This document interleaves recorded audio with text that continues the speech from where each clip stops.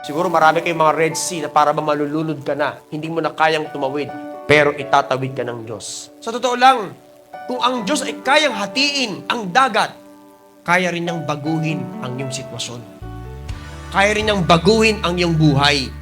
Kaya niyang ayusin ang iyong pamilya. Amen? Kasi nothing is too difficult for God. Nothing is too hard for God. Because our God is a God of impossible. Maybe meron po kayong mga red seas ng buhay mo this year, pagdadaanan mo yan. Pero sigurado, huwag kang mangamba dahil ikaw ay may kasama. Don't blame other people. Huwag mong sisihin ang ibang tao. Nung nakita po nila, yung mga Egyptians na hinahabol sila, in verse 11 says, was it because there were no graves in Egypt? Sabi ng Moses, sana nag-stay na lang kami sa Egypt kaysa mamatay pa kami rito. That you brought us to take to desert to die. Sino mo sinisisi nila? Si Moses. Isuriin ang sarili at iwasang manisi. Leave your old mindset behind. Iwanan mo na yung old mindset mo. Imagine, inilabas na sila ng Diyos sa Egypt, pero ang isip pa rin nila nasa Egypt. Ang tawag ko dyan, Egyptian mindset. Kasi gusto na iparanas ng Diyos sa kanila yung magagandang bagay. Pero sila, nasa lumang bagay pa rin sila. May mga tao bang nagkasala sa'yo in the past years? Mga kapatid, etong bagong taon, piliin mo nang magpatawad. Sabi sa Isaiah 43, forget the former things. Kalimutan mo raw ang nakaraan. Ano bakit? Dalang Diyos, meron siyang inilalaan na maganda at bagong bagay sa taon na ito.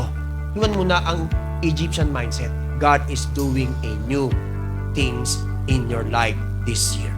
Kung alam lang ng mga Israelites ang inilaan ng Diyos sa kanila, hindi sila magrereklamo. Kaya ngayong taon, iwasan mo nang magreklamo.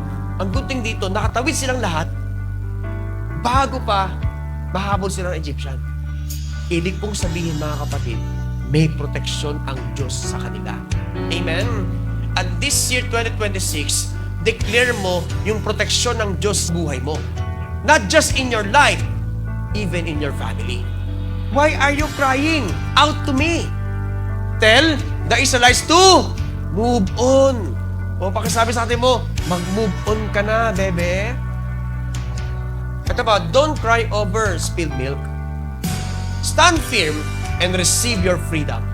From slavery to freedom, stand firm, magpakatatag ka. Stand firm in the faith. The Lord, ano na sabi? Will fight for you. You need only to be still. Ang sabi, ang Diyos ang lalaban sa'yo. You don't need to fight the battles because the battles is the Lord's. Ang laban na ito ay laban ng Panginoon. Ngayong taon, mga kapatid, maghanda ka. Kasi bakit? Baka meron mga Egyptians na habol sa'yo.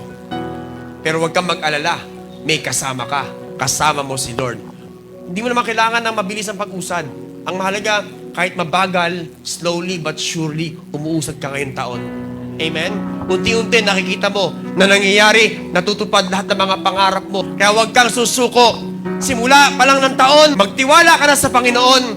Be still and know that Jesus is God. The Lord will fight for you. Don't be afraid of the Egyptians. The one who is in you is greater than the one who is in the world. This year, maybe you will face heartaches or pain.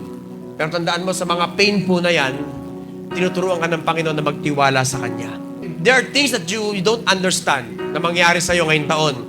Hindi mo maunawaan, hindi mo makita ang kamay ng Panginoon, pero magtiwala ka sa magagawa ng Diyos sa buhay mo. Thank you for watching this video, and I know you are blessed with God's message.